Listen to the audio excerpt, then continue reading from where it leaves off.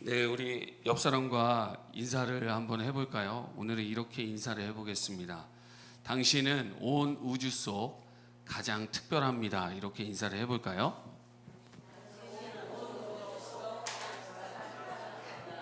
네, 하나님이 여러분들을 이 세상에서 온 우주 속에서 가장 특별하게 여기십니다. 그래서 온 우주 속 가장 특별한 분이 지금 옆에 앉아 계신 거예요.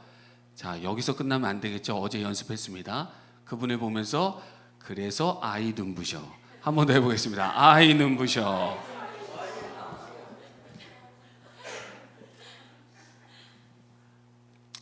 네, 이렇게 귀하고 복된 우리 드림교회 와서 이렇게 말씀을 나눌 수 있는 건 참 큰 영광이고 제 목회 인생의 참 큰 기쁨입니다.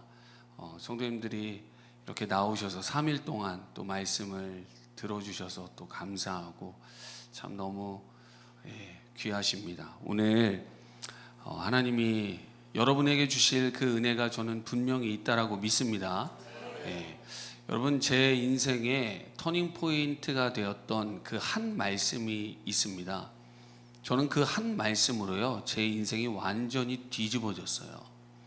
하나님이 여러분들에게 그 한 말씀을 주시면은요, 여러분 완전히 다른 방향, 다른 존재, 보는 것이, 말하는 것이 완전히 달라집니다. 그 한 말씀의 은혜가 우리에게 필요한데 저는 여러분들에게 그 한 말씀의 은혜를 주시리라 믿습니다. 여러분, 성경에 보면은 밭의 비유가 나옵니다. 밭의 비유. 자, 세 가지의 밭이 나오죠. 세 가지 땅의 형태가 나옵니다. 첫 번째는 길가, 두 번째는 돌밭, 세 번째는 가시밭이에요. 자, 이 밭은 무엇을 이야기하냐? 우리의 마음의 상태를 이야기합니다.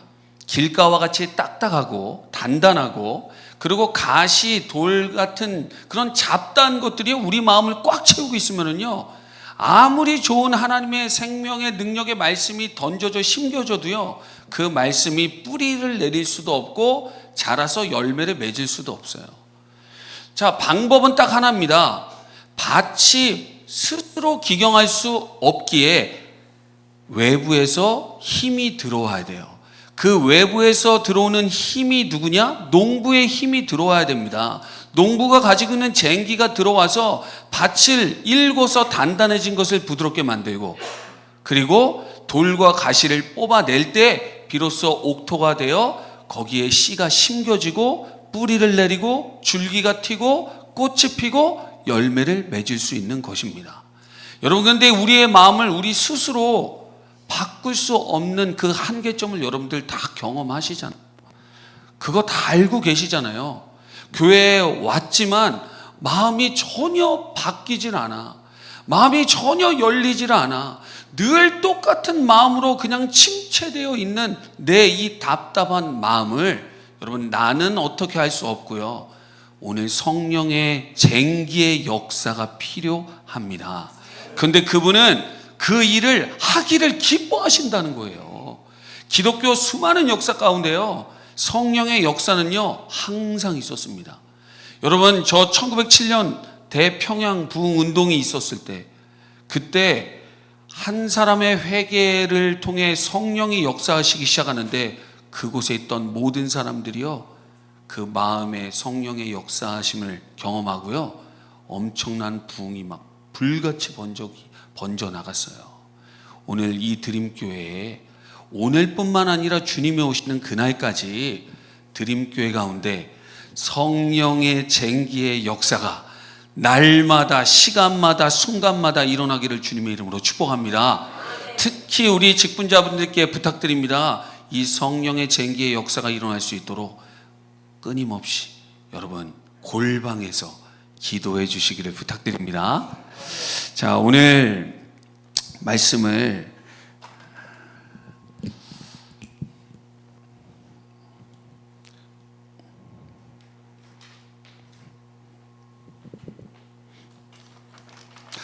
혹시 칠판이 좀 잘 보이실까요?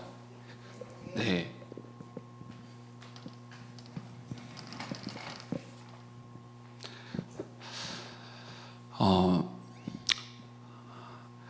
하나님께서요, 이 모든 세상을 창조하셨죠. 하나님이 창조하실 때는요, 그냥 뭐 대충 아무렇게나 아니면 우연히 창조하신 게 아니라 그분은요, 어떤 분명한 목적을 가지고 창조하셨습니다. 자, 여러분들이 창조주가 아니고 여러분들이 피조물이 맞다면, 그러면 피조물의 인생은 어떻게 살아야 되냐?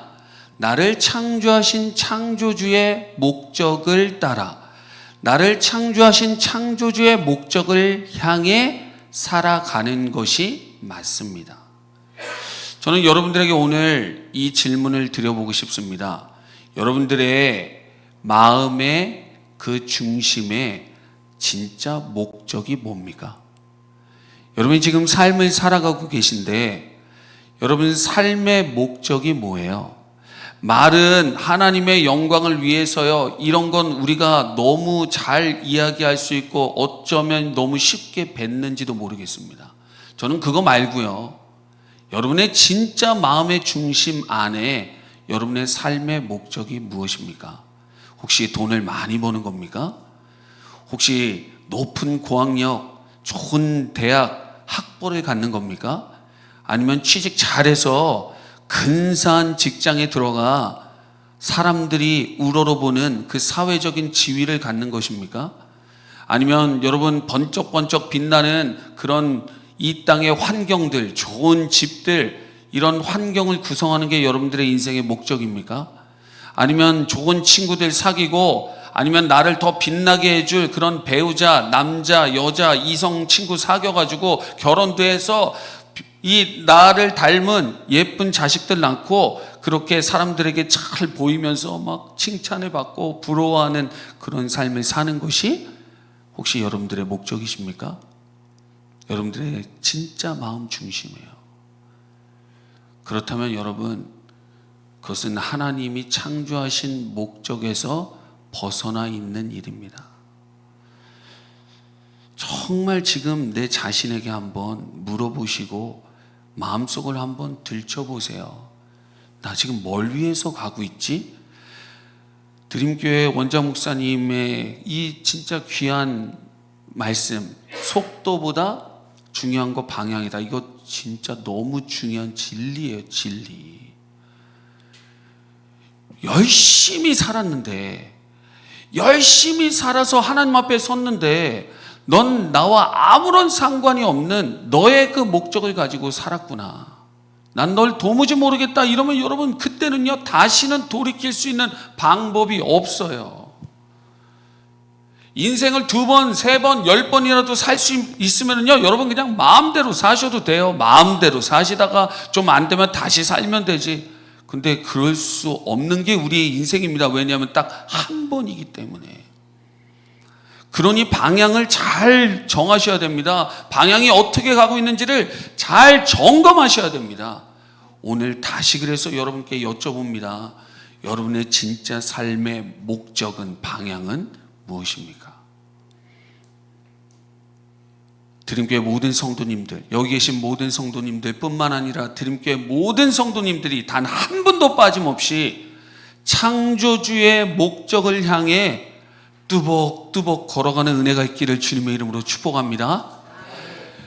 하나님께서 첫사람 아담을 창조하시고요, 이 아담은 그 방향을 향해서 잘 가고 있다가요, 덜커덕 문제가 생기네요. 그 문제는 뭐냐? 이 목적의 방향으로부터 이탈한 것입니다. 그 문제를 성경은 뭐라고 이야기하냐면요, 죄라고 이야기합니다. 범죄함으로 죄가 들어오고, 그 죄만 들어온 게 아니라 로마서 5장 12절에 보면은 그러므로 한 사람으로 말미암아 죄가 세상에 들어오고 죄로 말미암아 사망이 들어왔나니 이와 같이 모든 사람이 죄를 지었으므로 사망이 모든 사람에게 이르렀느니라. 아멘. 죄와 사망이요, 이 땅에 들어왔어요. 땅에만 들어온 게 아니라요, 사람 안으로 들어왔습니다. 첫사람 아담 안에. 근데 그 첫사람 아담 안에 모든 인류가 다 있었습니다. 여러분들이 윗대로 할아버지, 또 그 위에 증조할아버지, 고조할아버지, 계속 위에 할아버지 계속 타고 쭉 올라가면 결국 인류의 제일 정점에 누가 서 있냐? 첫사람 아담이 서 있는 거예요. 거기서부터 다 나온 겁니다. 모든 사람이. 그런데 그 아담 안에 죄와 사망이 들어가면서요, 우리도 그 안에서 전부 다 죄가 되었고 사망이 되었습니다. 근데 이것으로 끝이 아니라 성경은 하나 더 이야기합니다. 바로 지옥이라고 이야기해요. 여러분 시편 51편 5절 말씀 한번 찾아볼까요? 시편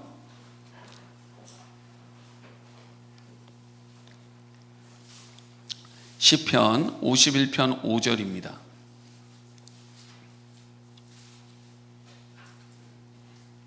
시편 51편 5절 말씀 같이 읽습니다. 시작. 출생하였으며 어머니가 죄 중에서 나를 잉태하였나이다. 자, 여러분과 저는요, 죄악 중에서 출생하였고 죄 중에서 잉태가 됐다는 거예요. 그러니까 뱃속에 잉태가 되는 그 시점이 우리의 시작의 시점이거든요. 근데 그때부터 선으로, 좋은 것으로, 괜찮은 존재로 시작된 게 아니라요, 죄와 악으로 시작했어요. 죄와 사망으로 시작했어요. 지옥 불로 시작한 겁니다. 여러분, 우리가 같이 살잖아요. 누구와? 사랑하는 사람과 같이 삽니다. 제일 처음에 삶이. 사랑하는 부모님과 함께 살고, 사랑하는 내 피를 함께 나눈 형제 자매들과 함께 살고. 그런데 왜 이렇게 힘들어요? 왜 이렇게 힘듭니까? 분명히 사랑해서 결혼했거든요. 근데 왜 이렇게 힘든 거예요? 사랑해서 결혼했는데, 사랑하는 내 핏줄 자식인데, 사랑하는 나의 부모님인데, 나에게 모든 걸 다 주시는 유일한 그 부모님인데, 근데 왜 같이 사는 게 이렇게 힘들어요? 왜냐하면요, 죄와 죄가 같이 사니 죄가 2배, 사망과 사망이 같이 사니 사망이 2배, 지옥불과 지옥불이 같이 사니 완전히 다 태우죠. 그러니까 그렇게 괴로운 거예요. 우리 인생이, 이 세상이. 사람이 모이면 모일수록 괴로워요. 여러분, 교회를 생각해 보십시오. 교회를. 이상하잖아요. 예수님 믿는 사람들이 모였는데, 구원받은 사람들이 모였는데, 예수의 이름으로 사는 사람들이 모였는데, 왜 교회도 때로는 너무 힘들까요? 왜요? 죄요, 사망이요, 지옥 불이니까. 그러니까 그게 힘든 거예요. 세상은 성격 차이라고 얘기하는데 성경은 그렇게 얘기하고 있지 않습니다. 여러분, 성격 차이가 아니에요. 죄가 2배 돼서 그런 거고요, 사망이 2배 돼서 그런 거고요, 지옥 불이 2배가 돼서 그런 겁니다. 그런 이 죄 문제, 여러분, 그냥 내가 죄요, 내가 사망이요, 내가 지옥 불이거든요. 그런 나라는 이 죄의 존재에 어떻게 처리할 수 있을까요? 이 문제 열심히 공부하면 될까요? 제가 예전에 어린이 아이들에게 하나님의 말씀, 이 복음을 전할 때, 이 어린 아이들입니다. 제가, 얘들아, 공부 열심히 하면 죄 문제 해결할 수 있니? 그랬더니 아이들이 아니요 그러더라고요. 어디서 들은 건 있었어요. 자, 운동을 열심히 해서 헐크같이 힘이 세지면 죄 문제 해결할 수 있을까? 아니요 그러더라고요. 아니면 열심히 일해서 돈 많이 벌면 죄 문제 해결할 수 있을까? 아니요 그래요. 마지막 질문이, 그러면 착한 일 많이 하면은 죄 문제 해결할 수 있을까? 물어봤더니 아주 꼬맹이가 네 그러더라고요. 여러분, 이 어린 아이의 그 모습과 생각이 이 세상의 사람들의 모습이에요. 착각 속에 완전히 빠져 있는 거예요. 내가 지은 죄, 그 좀 잘못한 거, 그거 조금 반성하고, 그래 다시 열심히 살면 되지. 그래 나 지금 열심히 살고 있어, 그래서 괜찮아. 근데 전혀 괜찮지 않습니다. 왜냐하면 우리는 죄와 그냥 하나요, 사망과 하나요, 지옥과 그냥 하나예요. 지금 여러분과 제가 살아있는 것 같죠? 근데 아닙니다. 죽음을 향해 지금 나가고 있어요. 생명이 아니라 그냥 죽은 존재로서 죽음을 향해 나가고 있는 거예요. 산부인과 아이들 태어나면은요, 얼마나 기쁘고 행복합니까? 생명의 시작 아닙니까? 근데 생명의 시작이 아니라 다르게 보면은요, 그냥 죽음의 시작이에요. 죽음이 지금은 안 보이지만 조금만 시간 지나 보세요. 나타나기 시작합니다. 제가 지금 40 중반인데 50이 되면은 꺾인다는 이야기를 들었습니다. 50이 되면은 죽음이 더 강력하게 나타날 겁니다. 60이 되면은요, 더 강력하게, 70, 80 점점 갈수록 죽음이 더 강하게 임할 거예요. 왜? 그냥 죽은 존재로 시작했으니까. 마치 이런 거와 같습니다. 나무가 있으면은 그 나무를요, 뿌리로부터 싹둑 잘랐어요. 댕강 잘랐습니다. 그러면요, 당장에는 이 나무는 살아있는 것처럼 보입니다. 아직도 여기에 영양분이 있고 수분이 있기 때문에. 근데 시간이 점점 지나면요, 죽은 나무의 죽음이 나타나기 시작해요. 나뭇잎이 말라가고 나무가 말라가고 갈라지고, 그러면서 진짜 죽은 모든 모습이 나중에 이 나무를 덮어버릴 겁니다. 죽었기 때문에. 그게 우리의 존재예요. 여러분, 이 죽음을요, 죄와 사망, 지옥, 이것을요, 우리는요, 결코 해결할 수가 없습니다. 어떤 방법을 써도 여러분들은 해결하실 수 없을 거예요.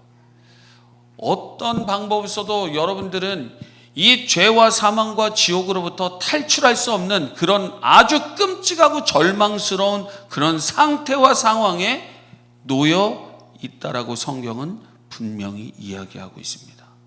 그러면 여러분, 죄가 뭡니까? 죄는요, 신약 성경을 보면은 이런 아주 중요한 두 가지 단어를 씁니다. 헬라어인데 파랍토마, 이런 단어를 써요. 파랍토마라는 단어는요, 길이 있으면은 그 길 옆으로 떨어졌다라는 뜻이고요. 하마르티아라는 이 헬라어는 화살을, 여기가 관역이라고 하면은 화살을 이 관역을 향해서 이렇게 쏴야 되지 않습니까? 그런데 완전히 반대쪽으로 겨냥을 해서 화살을 쏘고, 쏜 화살이 날아가고 있는 상태를 얘기하는 거예요. 자, 관역은 여기 있는데 화살을 일로 쐈습니다. 여러분, 화살이 퓨 돌아가서 이렇게 맞을 수 있겠죠? 그런 화살은 없어요. 무슨 패트리어트 미사일도 아니고. 화살을 쐈으면은요, 영원히 관역에 맞을 수 없습니다.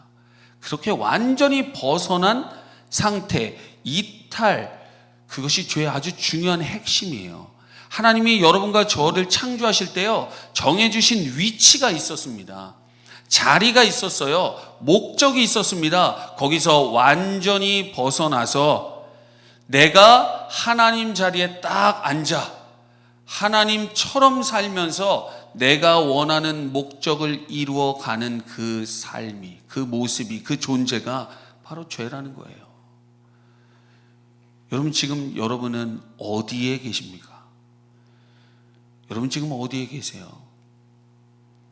하나님의 그 자리에 혹시 딱 차지하고 앉아 내가 원하는 목적을 이루어가면서 그 엉뚱한 방향을 향해 가면서 뭐 괜찮지, 이렇게 혹시 스스로를 속이고 있지는 않은지 여러분 한번 점검해 보세요. 여러분, 이 절망적인 우리, 하나님의 목적을 향해 결코 갈 수 없는 우리, 완전히 반대로 날아가고 있는 이 비참하고 절망적인 우리의 인생 가운데요, 여러분, 한 가지 기쁜 소식이, 그 복음이라는 게 들려지는데 다시 이 목적의 흐름과 이 방향으로 회복할 수 있는 그 유일한 길이 성경에 이야기되어지고 있는데, 그게 뭡니까? 바로 이 십자가에 대한 이야기입니다. 여러분, 목사님 또 십자가에 대한 이야기를 하시는군요. 당연하죠. 당연하죠. 제가 아는 어떤 목사님이 십자가에 대한 이야기를, 설교를 그 교회에서 너무 많이 했더니 교회 성도님들이 우리 목사님은 십자가 말고 모르시나 봐. 그런 생각과 이야기를 했대요. 여러분, 그 목사님이요, 다른 거 모르고 십자가만 아셔가지고 그런 게 아니라요, 그분이 진리를 알아가면 알아갈수록 진짜 기독교와 성경의 진핵은 여기에 있다는 걸 발견하셨기 때문에 그렇게 십자가를 더 부르짖게 되신 겁니다. 드림교회 성도님들, 여러분들에게 2026년도 이 십자가가 더 열리기를 축복합니다. 이 안에 하나님이 하나님 자신을 밝히 드러내셨고요, 이 안에 예수 그리스도께서 행하시고 이루신 그 모든 일들의 그 은혜가 여기에 충만히 담겨 있습니다. 이 십자가는 우리의 자랑이 되는 것인데, 왜냐하면 이것이 하나님의 능력이요 하나님의 지혜이기 때문입니다. 고린도전서, 제 이야기가 아니라 성경의 증언입니다. 고린도전서 1장으로 가보겠습니다.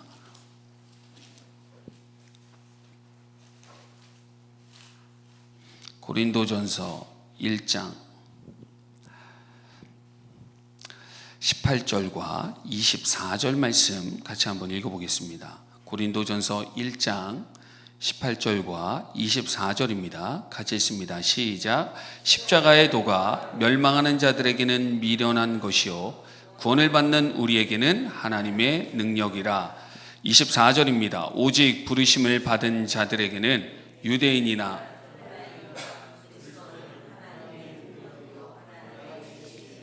아멘, 아멘. 십자가, 그 십자가 그리스도, 그것은 하나님의 능력이요 하나님의 지혜입니다. 여러분, 이 갈망이 여러분들에게 정말 있기를 축복합니다. 바울은 점점 갈수록 십자가와 그 십자가에서 드러나는 그리스도의 진리가 더 깊어지고 넓어지고 풍성해지니까요, 그는 이렇게 고백합니다. 모든 것들 저는 다 배설물로 해로 여기고요, 오직 그리스도만 가장 고상합니다. 그리스도를 아는 지식, 그분을 아는 인생, 그렇게 내가 지금 가고 있는 이 길이 가장 존귀합니다. 가장 복된 길입니다. 왜? 이 안에 진짜 진액이 담겨 있기 때문에. 이왕 한 번 사시는 거, 여러분, 그냥 대충 살다 돌아가지 마시고, 그냥 교회 왔다 갔다 제발 하지 마시고, 여러분, 이 드림교회 안에서, 여러분이 이 드림교회에 있는 것은 하나님이 여러분들을 여기로 보내주신 거예요. 우리나라에 얼마나 많은 교회들이 있습니까? 여러분이 이 교회에 있다는 것은요, 하나님이 여러분들을 이 교회로 특별히 부르신 거예요. 왜? 이 교회 안에서 그 십자가의 진액을, 그 안에 담긴 그리스도의 생명수와 진액을 여러분들이 먹도록 하나님이 특별히 여기로 인도하신 거거든요. 여러분 다 누리시기를 축복합니다. 그래서 저는 오늘 이 본문을 가지고 십자가에 대한 이야기를 아주 짧게 하려고 합니다. 여러분, 이 십자가, 오늘 다시 본문으로 한번 돌아가 보겠습니다.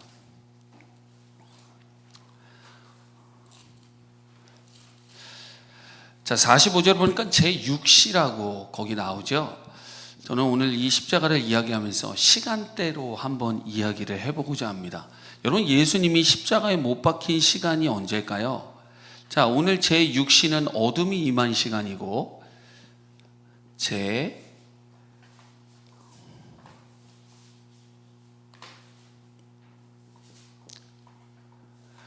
제3시.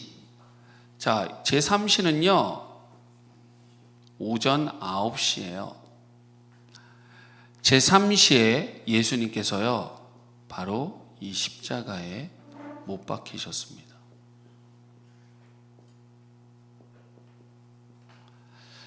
예수님께서 십자가에 못 박히시고 난 다음에 그 그 다음에 성경이 말하는 시점은 오늘 제일 처음에 나와 있는 제6시.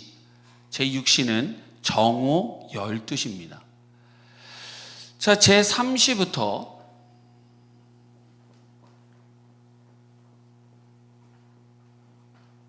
정오 12시. 정오 12시까지 이 3시간 동안요, 예수님은 침묵하셨어요. 침묵하시다가 딱 3번 말씀하시는 그 장면이 성경에 나옵니다.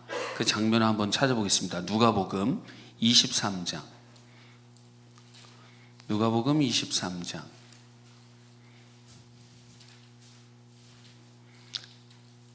누가복음 23장 34절 말씀 먼저 읽어봅니다.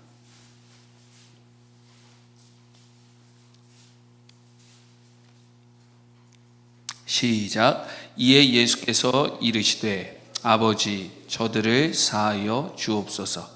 자기들이 하는 것을 알지 못함이니이다. 43절 읽어봅니다. 시작. 예수께서 이르시되 내가 진실로 내게 이르노니 오늘 내가 나와 함께 낙원에 있으리라 하시니라. 자, 첫 번째 예수님이 뭘 말씀하셨냐면, 쉽게 이야기해서 예수님, 저 무지한 자들, 내가 저들을 위해 이 땅에 온 유일한 구원자 메시아임을 전혀 모르고 있는 이 십자가의 사역이 우리를 구원할 수 있는, 죄 문제를 해결할 수 있는 유일한 구원의 길이 되는 것을 전혀 모르고 있는 저 무지한 자들을 주여 용서해 주세요. 예수님은요, 이 십자가에 3시간 동안 달려 계시면서 그 끔찍한 고통을 당하시면서요, 저들을 생각하시고 저들을 하나님께 맡기며 용서해 달라고 말씀하고 계시죠.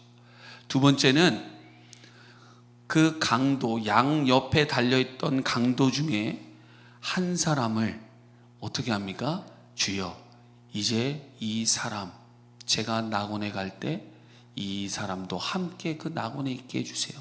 한 명의 죄인을 구원하시는 그 예수님의 모습.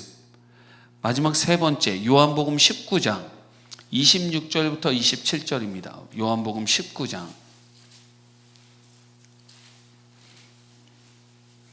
26절 27절 같이 있습니다. 예수께서 자기의 어머니와 사랑하시는 제자가 곁에 서 있는 것을 보시고 자기 어머니께 말씀하시되 여자여 보소서 아들이니이다 하시고 또 그 제자에게 이르시되 보라 내 어머니라 하신대 그때부터 그 제자가 자기 집에 모시니라. 아멘.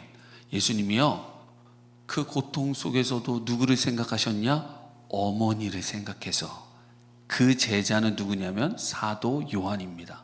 요한에게 어머니를 부탁하고 있는 예수님의 모습. 여러분, 내가 힘들 때는요, 다른 사람 생각 안 나요. 그렇지 않습니까? 내가 좀 여유가 있어야 다른 사람 생각하지, 다른 사람을 배려하죠. 내 코가 석자면요, 우리는 결코 다른 사람을 배려하지 않습니다. 확 짜증을 내죠. 근데 예수님은 지금 가장 힘든 그 십자가에 매달려 계시면서 저 무리들, 옆에 매달려 있는 죄인 강도를, 그리고 울고 있는 어머니를 생각하시는 그런 자비로우신 예수님인 게 여기서 드러나요. 여러분, 예수님은요, 이렇게 자비로우신 분이에요. 요한복음 4장에 보니까요, 사마리아 여인의 이야기가 등장합니다. 예수님이 그 뜨거운 태양볕, 제일 뜨거운 정오 시간에 걸어서 그 수가성에 들어가 우물 곁에, 예수님도 힘드셔서 앉아 계신데 한 여인이 와서 물을 뜨네요. 누가 와서 물을 뜨던 말던, 이 여인이 와서 물을 얼만큼 기르던, 그건 무슨 상관입니까? 일단 지금 내가 힘든데 그러면 좀 앉아서 예수님 좀 쉬셔야 되는 거 아니겠습니까? 근데 예수님은요, 자기 힘들고 피곤한 거를 뒤로 밀어놓고 누구에게로 가고 있어요? 사마리아 여인에게 가서 그녀에게 내가 그 메시아야. 이 물을 마시면 너 다시 목마르지만 내가 주는 물을 마시면 너 영원히 목마르지 않을 거야. 내가 참 생명수야. 그러면서 자기를 밝히시고 예수 그리스도를 만남으로 구원받는 놀라운 은혜가 거기에 흘러가지 않습니까? 여러분, 예수님은 진짜 은혜로우신 분, 자비로우신 분, 누구보다 우리를 사랑하시고 생각하시는 분이십니다. 그게 이 십자가에서도 드러나고 있어요. 자, 이 제6시에는 오늘 다시 본문으로 돌아오셔서 어떤 일이 일어났습니까? 오늘 본문으로 돌아오면 제6시에 45절 읽어보겠습니다. 시작.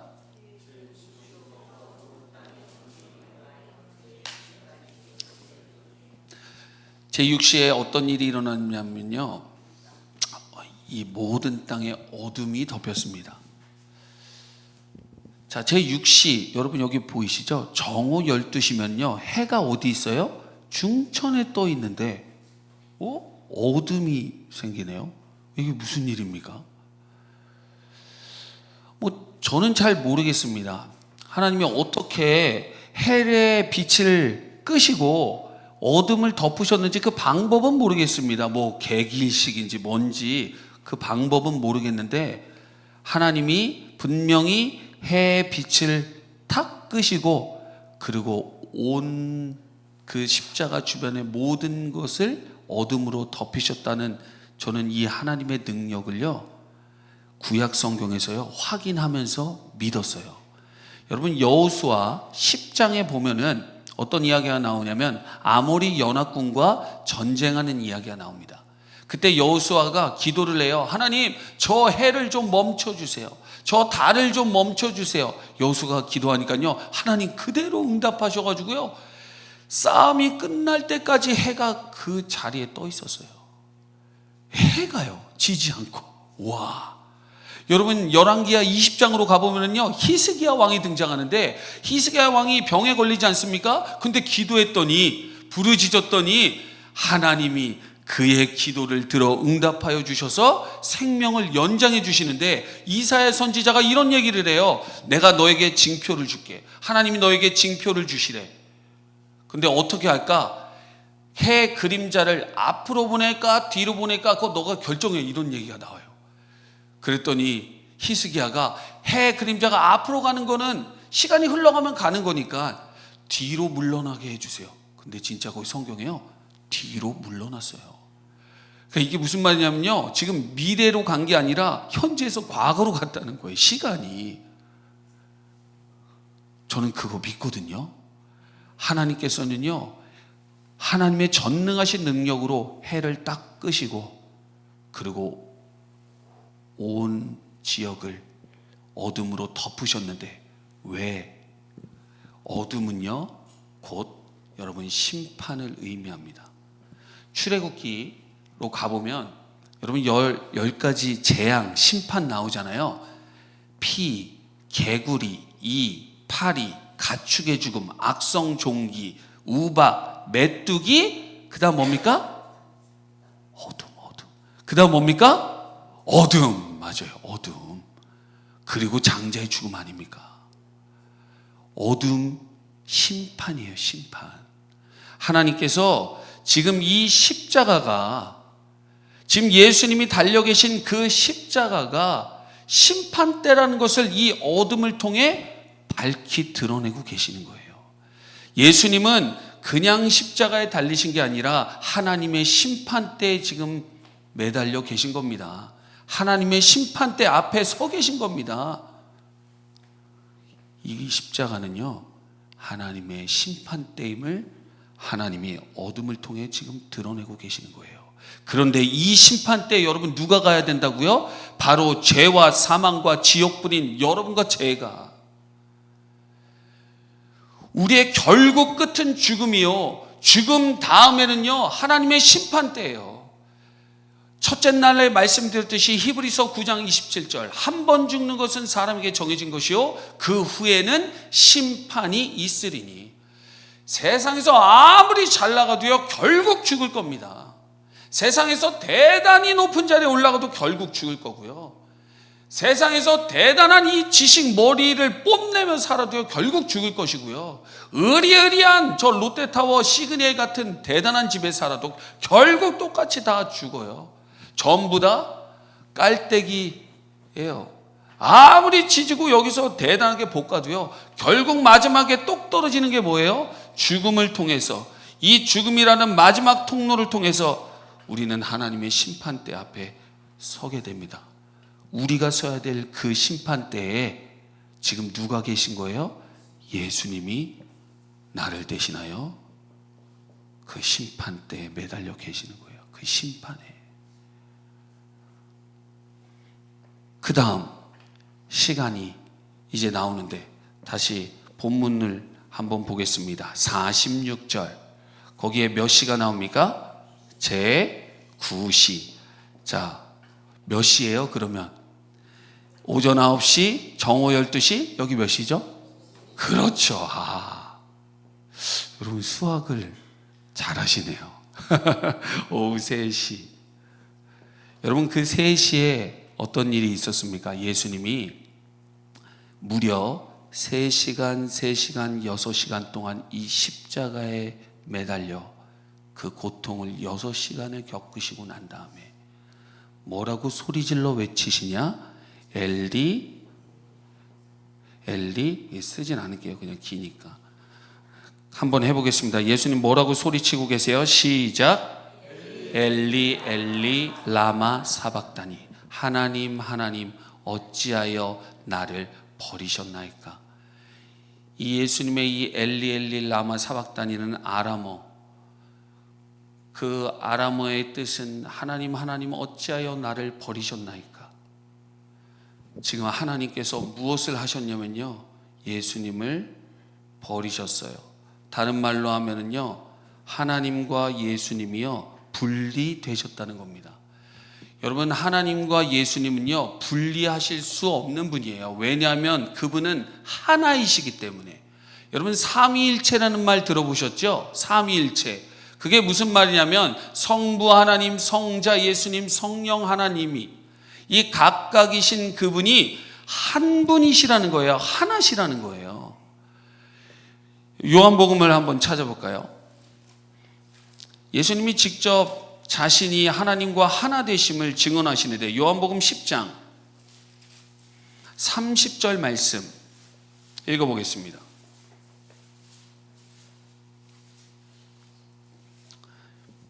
요한복음 10장 30절입니다. 시작. 나와 아버지는 하나이니라 하신대. 요한복음 찾았으니까 요한복음 17장, 예수님이 십자가 가기 전에 하셨던 기도 속에도 그분이 이렇게 말씀하십니다. 17장 21절입니다. 같이 읽습니다. 아버지여, 아버지께서 내 안에 내가 아버지 안에 있는 것 같이 그들도 다 하나가 되어 우리 안에 있게 하사 세상으로 아버지께서 나를 보내신 것을 믿게 하옵소서. 아버지께서 내 안에 내가 아버지 안에, 하나라는 뜻이에요. 그분은 하나세요. 여러분, 분리할 수가 없는 분이에요. 여러분, 이렇게 한번 예를 들어볼까요? 커피 가루, 설탕, 프림, 뜨거운 물 붓고 휙 휘저 하나가 됐어요. 그죠? 하나. 이걸 다시 분리해낼 수 있겠습니까? 하나님과 예수님의 그 하나됨은요 분리할 수가 없어요. 어떻게 하나님으로부터 하나님을 분리해냅니까? 이 하나된 연합은요 결코 분리할 수 없고 깨트릴 수 없는 완전한 하나됨, 연합인데, 그런데 지금 이 십자가에서 어떤 일이 벌어지고 있냐? 하나님께서 그리스도를 분리하셔서 버리셨다는 거예요. 왜? 왜냐하면 하나님은 거룩하신 분이시며 그 거룩하신 하나님은 결코 티끌만한 죄와도 함께 하실 수 없기 때문에. 근데 예수님이 바로 여러분과 저를 대신해서 여러분과 저의 모든 죄를 다 대신 뒤집어 쓰시고, 그리고 지금 이 십자가로 가셔서 매달려 계신 거예요. 예수님이 죄를 뒤집어 쓰셨기 때문에 거룩하신 하나님은 예수님으로부터 분리하실 수밖에 없는 겁니다. 여러분, 시편으로 한번 가보겠습니다. 시편, 다윗의 이 고백 속에 똑같이 하나님 하나님 나를 어찌하여 버리셨나이까 이 말씀이 있거든요. 시편 22편 1절을 한번 읽어보겠습니다. 시편 22편 1절, 시편 22편 1절 같이 읽습니다. 내 하나님이여, 내 하나님이여, 어찌 나를 버리셨나이까? 어찌 나를 멀리하여 돕지 아니하시오며 내 신음소리를 듣지 아니하시나이까? 여러분, 이 22편은 십자가에 대한 이야기가 나오고 있는데 16절, 17절, 18절 한번 읽어봅니다. 시작. 개들이 나를 애워쌌으며 악한 무리가 나를 둘러 내 수족을 찔렀나이다. 그들이 나를 주목하여 보고 내 겉옷을 나누며 속옷을 제비 뽑나이다. 이게 십자가에 대한 예언이거든요. 자, 하나님이 예수님을 버리신 이유는 3절 읽어봅니다. 3절 시작. 이스라엘의 찬송 중에 계시는 주여, 주는 거룩하시니이다. 거룩하신 하나님이시기 때문에 죄를 뒤집어 쓰고 계신 예수님과 함께 연합하여 하나 되실 수가 없기에 그분은 예수님으로부터 분리하셔서 예수님을 버리신 거예요. 하박국 선지자는 이렇게 이야기합니다. 하박국으로 가보겠습니다. 하박국 1장 12절 13절 같이 읽어보겠습니다. 구약성경 1302페이지 정도 됩니다. 하박국 1장 12절 13절입니다.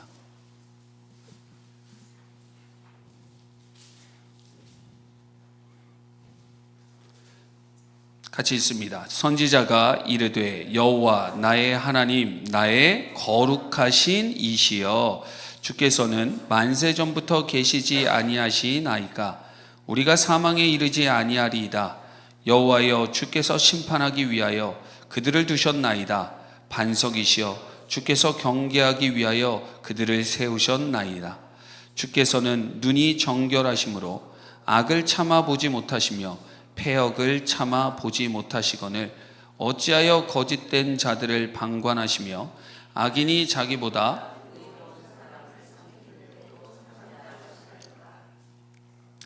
거기 보니까 12절에 여호와 하나님은 어떤 분이시래요? 거룩하신 하나님이시다. 그래서 13절 그분의 눈은 정결 순결하심으로 악을 보지도 못하시고 또 패역을 죄악을 보지 못하신다.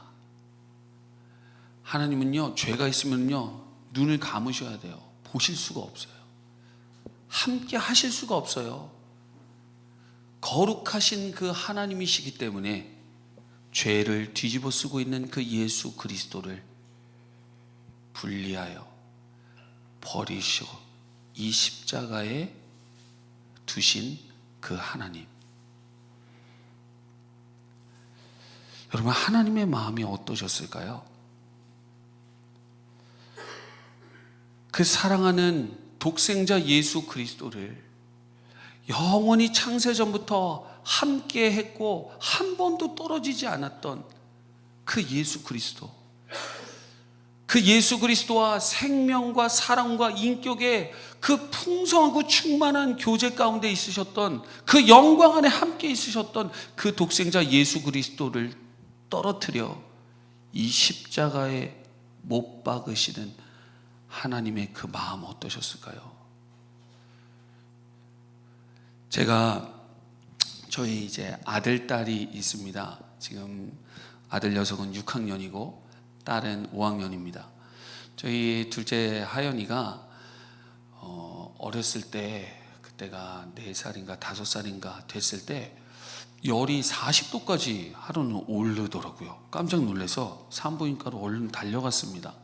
그랬더니 선생님이 요로 감염이라고 건대병원에 빨리 입원시키라고 해주셔서 건대병원으로 급하게 입원을 했습니다.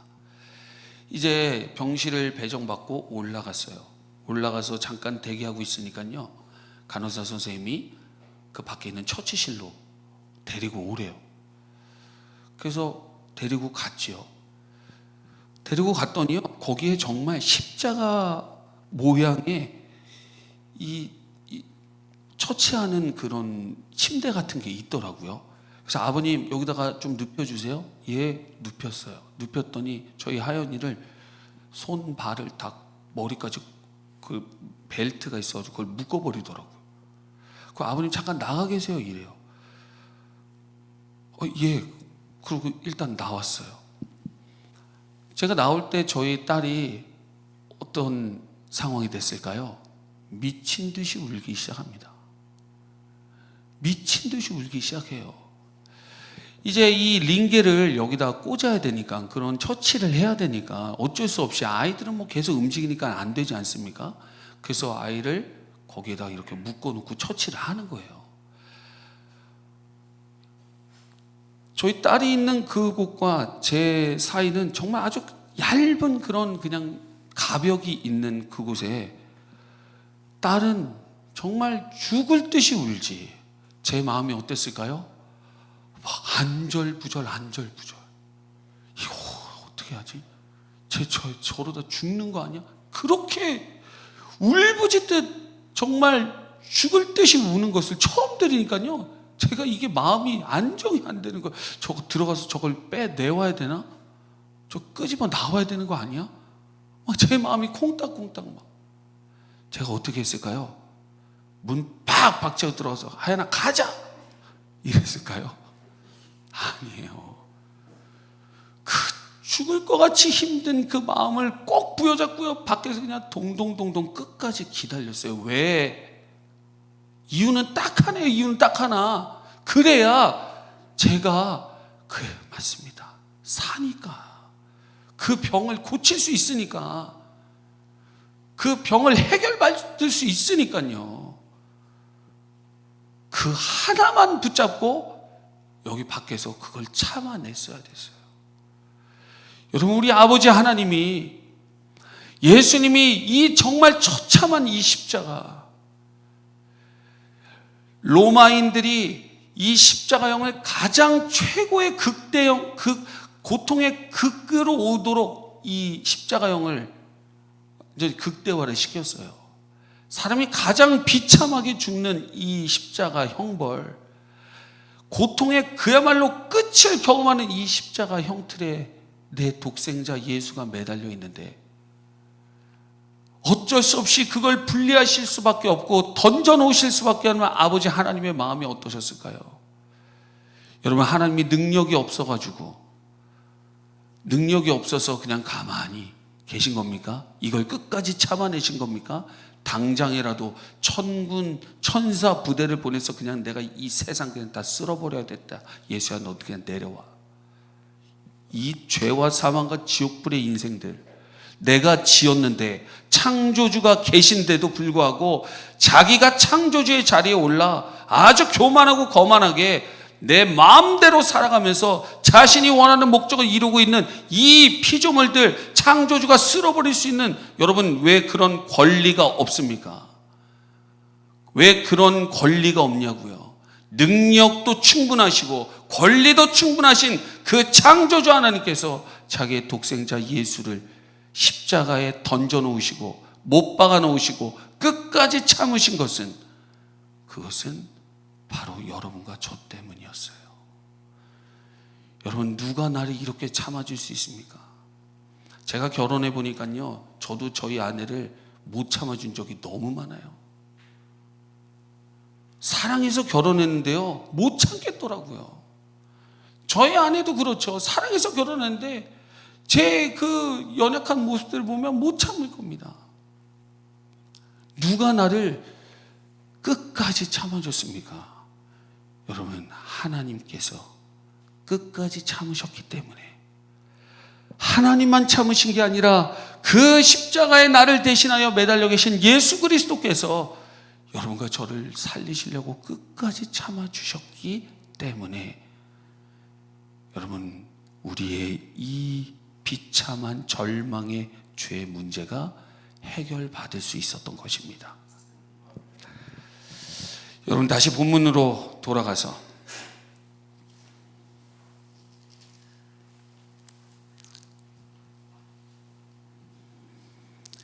47절, 48절, 49절을 보면은요, 사람들이 예수님을 조롱합니다. 엘리 엘리 라마 사박다니 했더니 사람들이요, 엘리가 하나님을 의미하는지 엘로힘, 히브리어의 엘로힘이 하나님을 의미하는지 저들은 다 알고 있음에도 불구하고요, 비슷한 말을 쓰면서 엘리야라는 비슷한 단어를 끄집어내면서 야 엘리야를 부른다, 엘리야가 와서 구원하는지 한번 보자, 이렇게 비꼬면서 지금 조롱하고 있는 거예요. 세상은요 이렇게 어리석습니다. 이 어마어마한 구원의 사건을 그렇게 아무것도 아니고 하찮게 여기고 조롱하는 것이 이 세상이에요.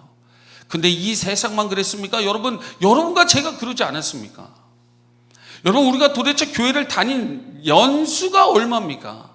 그런데도 우리는 이 십자가, 그 십자가에 드러난 그리스도의 하나님의 놀라운 사랑과 은혜는 사실은 관심 없고, 우리는 늘 하나님께, 하나님 이거 도와주세요, 저거 도와주세요, 이 문제 해결해 주세요, 저 문제 해결해 주세요, 겨우 문제 해결 정도의 수준에 늘 머물러 있지 않았습니까?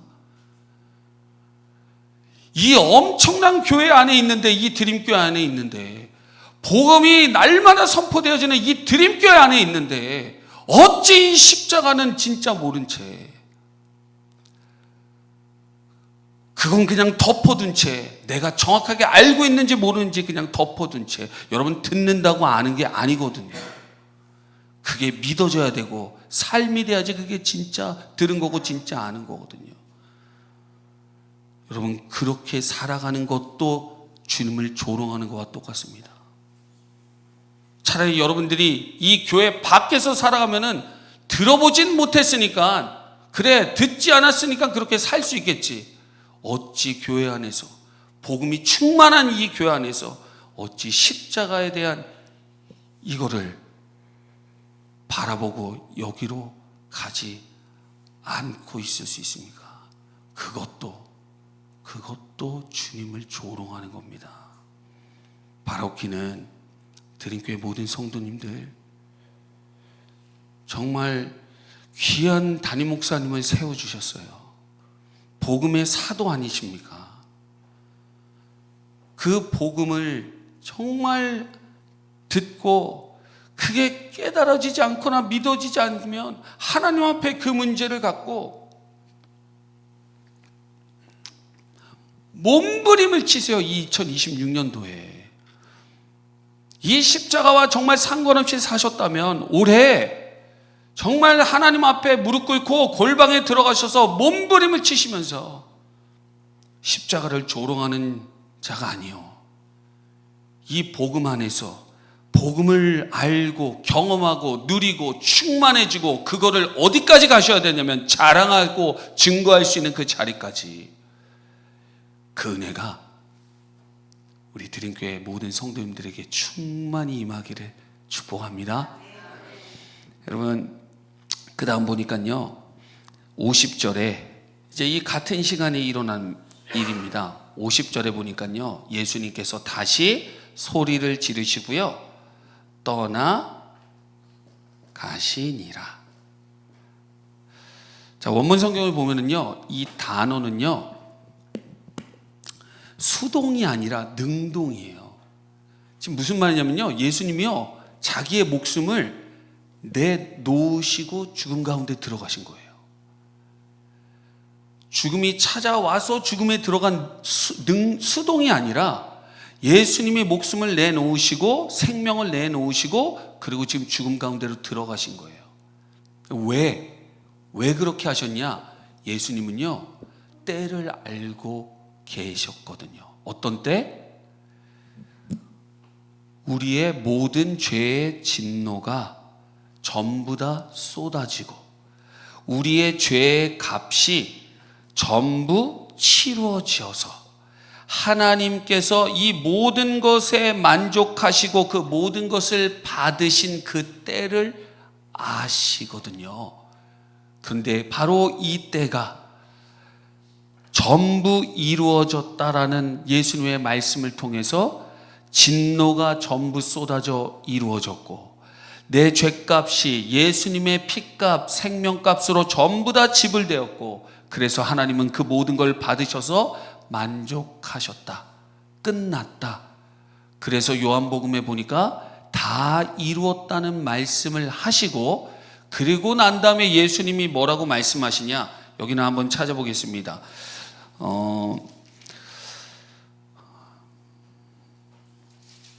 마태복음 아니죠. 누가복음 23장 46절입니다.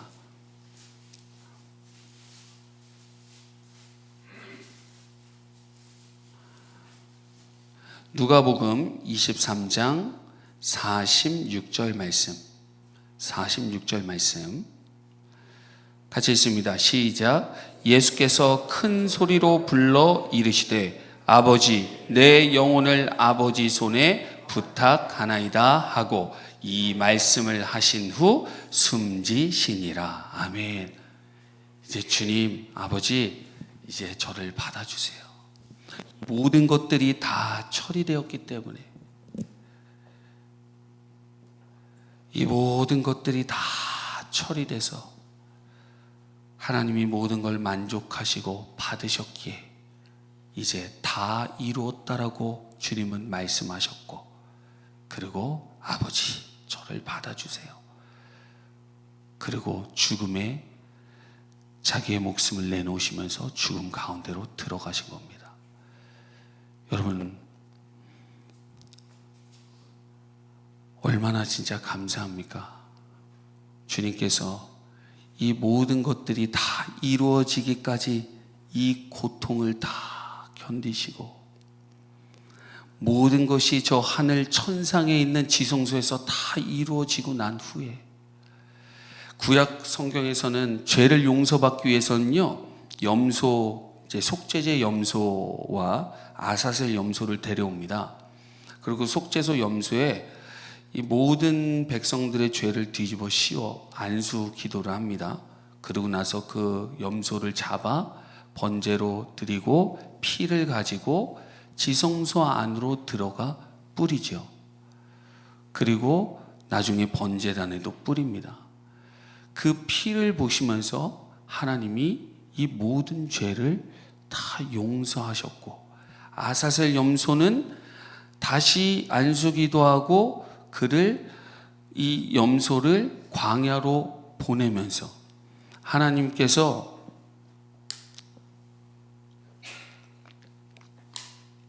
너무 친절하게 시각 교육을 하신 거예요. 내 죄가 전가돼서 이 염소에게 다 뒤집어 씌워졌고, 그 아사셀 염소가 척척 걸어서 그 광야로 보이지 않을 때까지 쭉 걸어가는 그 장면을 이스라엘 백성들이 보면서, 그래, 내 죄가 용서됐구나. 그 모든 상황들을 이 백성들이 대속죄일 날 다 보면서, 이 염소가 나를 대신하여 죽는 그 모든 현장들을 다 보면서 죄가 용서되었고, 그 하나님의 은혜를 저들이 누리며 하나님을 찬송했어요. 근데 하나님이 이렇게 하시지 않은 게 얼마나 감사한지 모릅니다. 죄를 용서받기 위해서 동물을 준비해와, 저 아프리카의 사자를 준비해와, 저 시베리아에 있는 호랑이를 한 마리 준비해서 그 호랑이를 잡아 죽여 대속을 하자. 우리가 잡아먹혔을 거예요. 그죠? 그런데 염소, 양, 가장 순한 이 동물, 정말 잡아 죽이려고 할 때 저항도 하지 않고 죽는, 그 죽음을 끝까지 당하는 그 동물 예수 그리스도, 그 어린 양의 이 대속 사역의 완성을 통해서요, 하나님의 놀라운 은혜가 여러분과 저에게 임한 것입니다. 두 가지만 더 더 말씀드리고 마치겠습니다. 마태복음 다시 27장으로 돌아가셔서 그 다음에 무엇이 나옵니까? 여러분, 휘장이 찢어지는 이야기가 나옵니다. 자, 하나님 앞에 1년에 딱 한 번 대제사장 말고는 누구도 하나님 앞에 들어갈 수가 없었어요. 이 대제사장이요, 넌 나랑 제일 친하니까 나랑 같이 가자. 하나님께 내가 잘 말씀드릴게. 못합니다. 들어가서 내가 저 문 어디 개구멍이라도 한번 만들 테니까 들어와봐. 이렇게도 못해요. 대제사장이 대속죄일 날 그 지성소 안으로 피를 가지고 들어갈 때는요, 방울을 달고 들어갔습니다. 만약에 이 대제사장에게요, 죄가 해결되지 않은 죄가 티끌만이라도 있으면요, 들어가서 거기서 죽게 돼요. 하나님이 임재하고 계신 곳이었기 때문에. 그래서 방울 소리가 안 나면은 그 끈을 묶고 들어갑니다. 방울 소리가 만약 안 나면 이 대제사장 죽은 거예요. 자신의 죄 때문에. 그러면은 끄집어내요. 줄을 당겨서. 1년에 한 번 딱 한 사람 대제사장만 들어가는 그 지성소의 휘장이 위에서부터 아래까지 쫙 찢어집니다. 하나님이 그것을 찢으신 거예요. 예수님의 이 모든 대속사역이 끝나고 난 다음에 그것을 찢었다는 것은요, 이제는 누구도 어떤 사람이라도 예수의 그 피의 능력을 힘입고 의지해서 하나님 앞으로 나아가 하나님을 만날 수 있다라는 것입니다. 이때 시간이 오후 3시였으니까요, 이 성전에는 그 휘장이 가려져 있는 예루살렘 성전에는 사람들이 굉장히 많았을 거예요. 아마 깜짝 놀랐겠죠. 휘장이 찢어진 순간 아마 이거 나 다 죽었다 이랬을 거예요. 그런데 아무 일도 안 일어나네. 왜요? 예수님의 이 십자가의 구속의 은혜를 통해서 이 놀라운 일이 일어난 겁니다. 이제는 담대하게 예수 보혈을 의지하여, 예수 이름 의지하여 하나님 앞에 우리가 나아가는 거예요. 그렇기 때문에 여러분의 기도가 능력이 있는 거예요. 골방같이 아무것도 아닌 공간이지만 우리는 하나님 앞에 나아가서 기도하는 거거든요. 담대하게 예수님 이름 의지해서 하나님 앞에서 기도하는 거거든요. 하나님이 들으시는 그 부르짖음과 기도거든요. 그러니 우리의 기도가 얼마나 큰 능력입니까? 여러분, 기도하셔야 되겠죠? 어저께 잘 들으셨는지 복습해 보겠습니다. 기도는 선택이 아니라 너무 소리가 작아요. 지금 다 알고 계신데 소리가 너무 작았어요. 큰 소리로. 기도는 선택이 아니라 필수다. 자, 해보겠습니다. 기도는 선택이 아니라 필수다. 그렇죠. 능력이에요, 능력. 여러분, 히브리서 한번 읽어보겠습니다. 히브리서 10장. 그래서 성경이 이렇게 약속을 해줍니다. 히브리서 10장 19절부터 10절 말씀 같이 읽습니다. 그러므로 형제들아, 우리가 예수의 피를 힘입어 성소에 들어갈 담력을 얻었나니 그 길은 우리를 위하여 휘장 가운데로 열어놓으신 새로운 살 길이요, 휘장은 곧 그의 육체니라. 아멘. 예수의 피를 힘입어 성소에 들어갈 담력, 은혜를 얻었습니다. 이제는 여러분들 주님 하나님 앞에 여러분들이 나아갈 수 있습니다.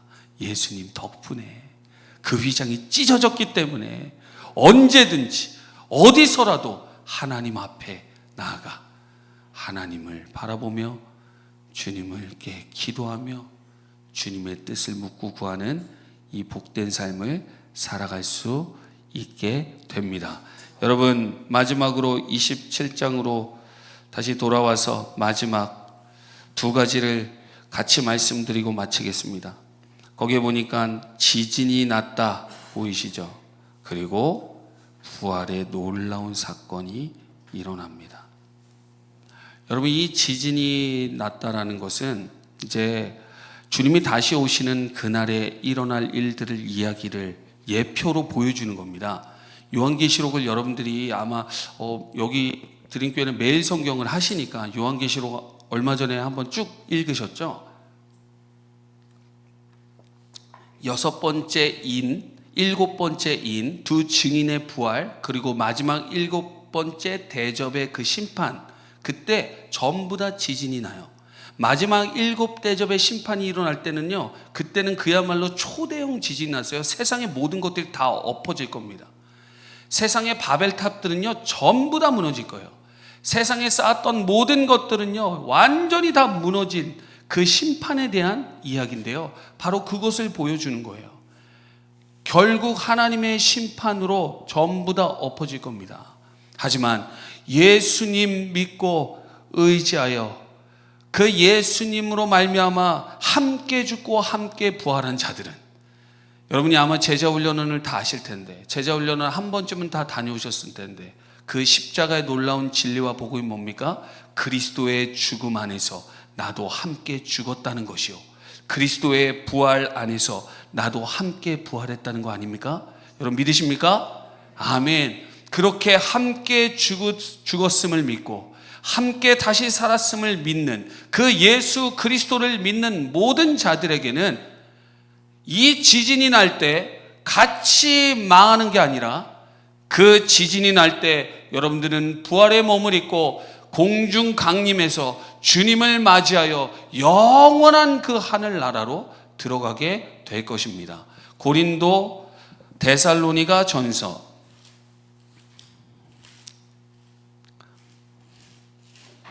3장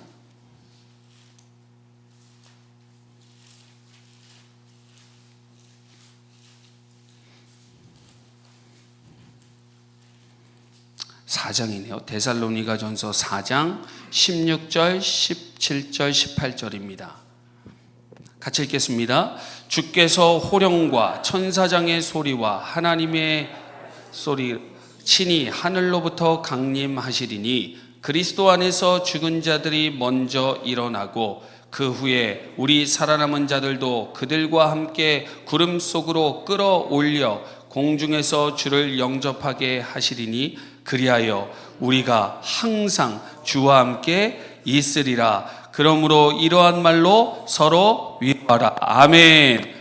주님이 이 땅에 반드시 다시 오시는데 그때 어떤 일이 일어납니까? 죽은 자들이 일어나고, 먼저 죽은 자들이 일어나고, 살아있는 자들이 부활의 몸을 입고 공중 강림하여 주님을 영접하고, 17절 마지막, 우리가 항상 영원히 주와 함께 있으리라. 여러분, 이 부활의 약속이 바로 우리의 소망이요, 오늘도 이 땅을 살아갈 수 있는 소망입니다. 여러분, 마라나타, 주여 속히 오시옵소서. 주님은 이 땅에 반드시 다시 오십니다. 그때 우리는 이 무시무시한 지진과 함께 세상과 함께 멸망하는 게 아니라 우리는 부활의 몸을 입고 주님을 맞이할 것이요, 주님과 함께 영원히 어디로요? 새 예루살렘. 요한계시록 21장에 보면은 새 예루살렘이 등장합니다. 예루살렘 성이요.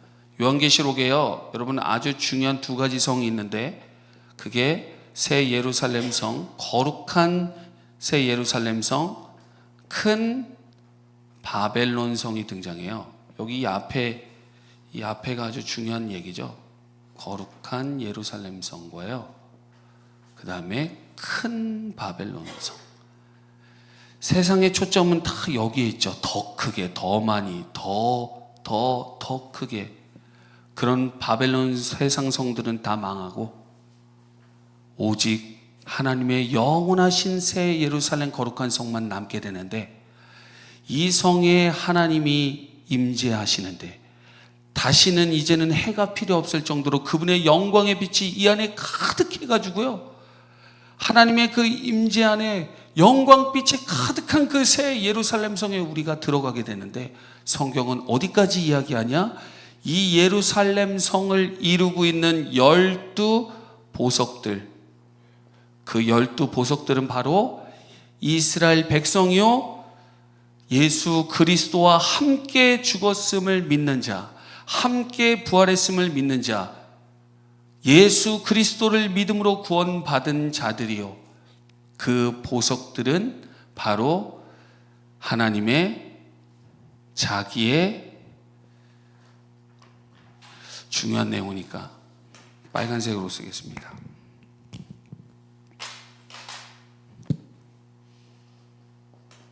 아들들. 여러분 서운해하지 마세요. 자매님들, 딸들도 다 포함되어 있는 겁니다.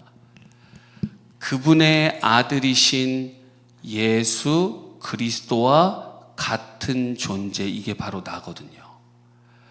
하나님께서 부활의 완전한 몸을 입은 우리들, 그렇게 보석 같은 우리들이 예루살렘 성을 이루고 있고,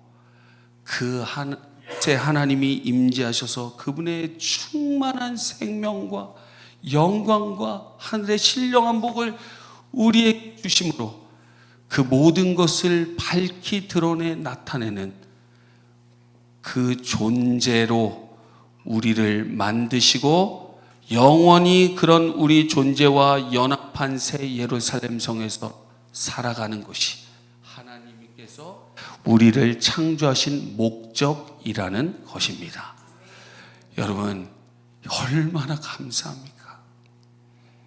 흙덩어리, 티끌덩어리, 먼지덩어리 같은 우리를, 게다가 죄와 사망과 지옥으로 꽉 차 있는 이 소망 없는 인생을, 별것도 아닌 것에 집착해가지고 그 마음을 못 풀고 있는 이 쪼잔한 인생을 이런 엄청난 것으로 만드시기 위해서 예수님은 십자가의 모든 사역을 친히 끝까지 다 감당하셨습니다. 그래서 이것이 우리의 능력이요, 십자가를 더 알고 경험할수록 여러분들의 삶에 여러분의 존재가 더 분명해지며 여러분들의 삶의 능력이 더 더할 줄을 믿습니다.